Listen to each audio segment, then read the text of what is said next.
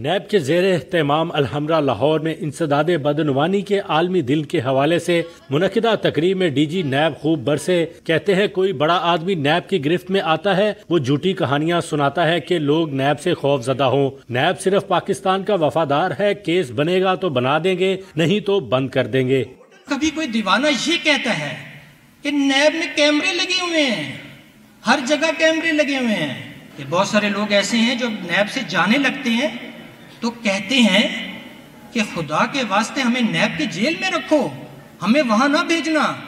باہر کیوں نہیں بتاتے یہ باتیں ساری جا کے کہ ہمارا تو دل چاہتا ہے کہ ہم نیب میں رہیں، جس میں ایک مشہور و معروف پروفیسر بھی شامل ہیں.